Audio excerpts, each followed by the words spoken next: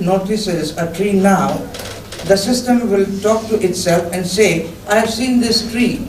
Okay, but that tree is behind me and it is in a different angle and the XYZ coordinates are different. So this is a new tree.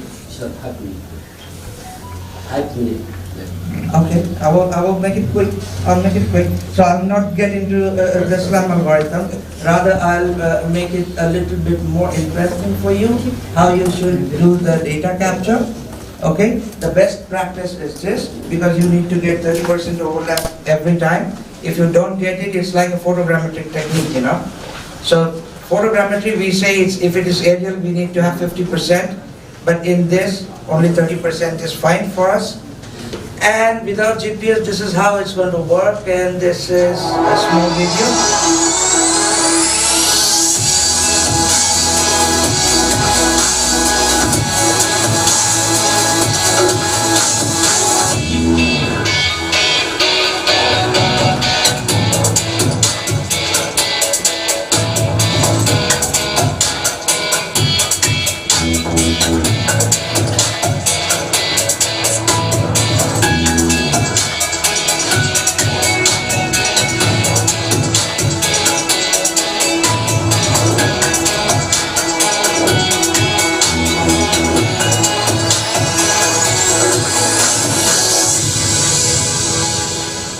Alright, so in a nutshell, we have already shown you what we have. Intelligent point cloud, UAV ready, and we have the strongest ever SLAM. In fact, all the SLAM algorithms are patented.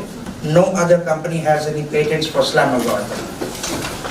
And effortless data capture. Okay, I'll not get into this. I will rather go into the workflow. This is important. You just walk and scan, then SLAM works, the data gets registered, and then you get the point cloud. You can export, view, drop, modify, merge, any of the activities that you would like to do. And it is all done via our own software, right? So you don't know this, okay. I'll escape from here. And I will show you something very important and interesting as well, which I captured yesterday.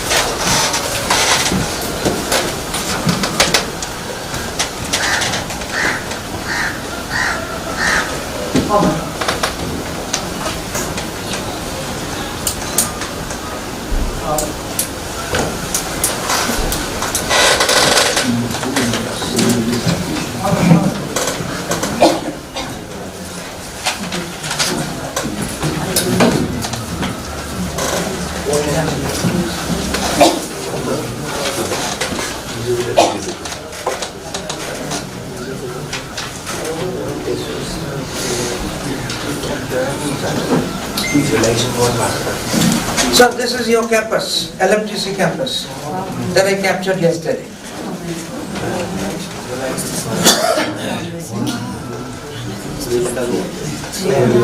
With what platform? What was the platform?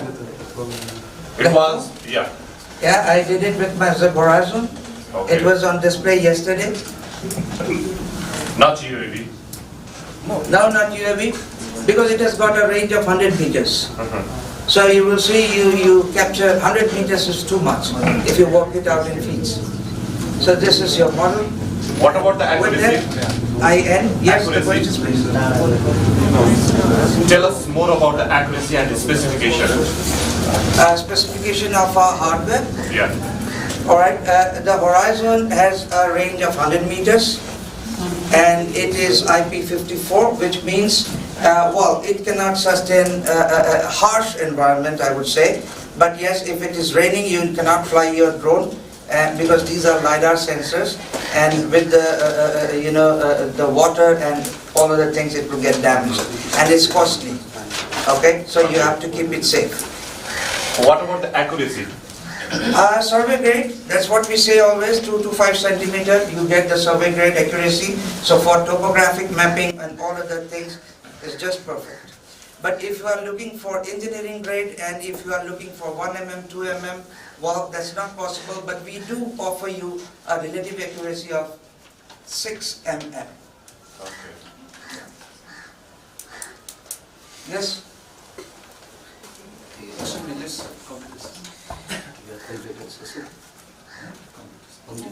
Yeah, so any more questions? Yeah, I think you can hear me.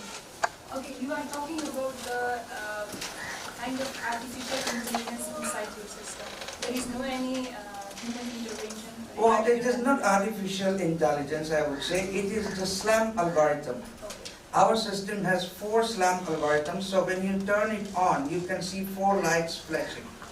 So each algorithm has a different function, and these are very, very high-end algorithms. And this was developed by our CEO when he was a PhD student at CSIR Australia. So no, I'm not finished yet.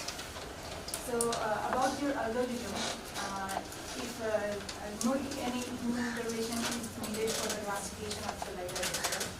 For classification kind of things, you need to have a third-party software, but yes, what our software, I think Triple Access can do the classification very well.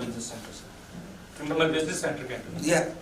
So you get the last file as an output from this system, and you put it into the Trimble workflow, and it gives you all. So, But our system can also do it. so you told about that it does the classification by itself, so that is not...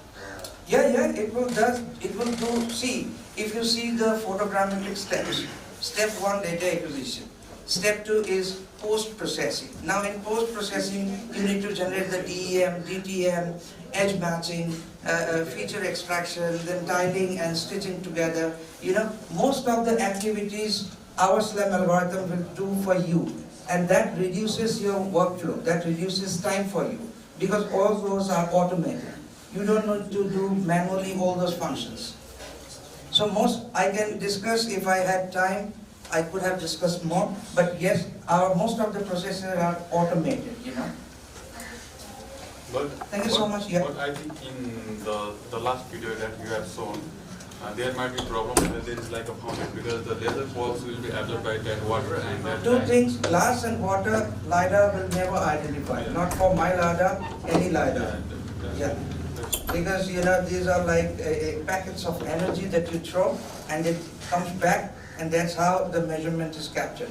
But it will pass through glass and water. So LiDAR will not work on glass and water. Any more questions? One last. Yeah, please. Very nice presentation, thank you. Thank you so much. The SLAM algorithm, I believe, is very interesting now. It's emerging with the IME technology. So how do you say, because I came in the middle of the presentation, Yeah. maybe you have already explained. You said no GPS data.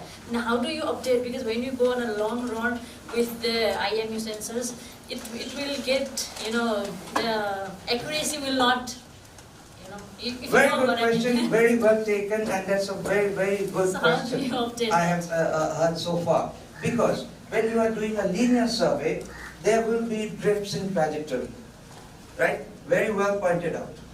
So what you should do is, you should use this one, Of course.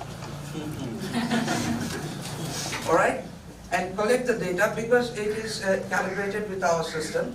So you have a backpack or you have a car mount, you mount it on a car, and then you have this with you. You have the base stations, and you collect either the DGPS or if you already have the ground points, control points with red nails, you know, marked on the ground. So yeah, that's a very good question. Our system can pick up those points, you know. If you have points on the ground, you can just hold our system on top of it for 10 seconds, like this, and it will collect the points immediately for DGPS. For GNSS and other things, use this.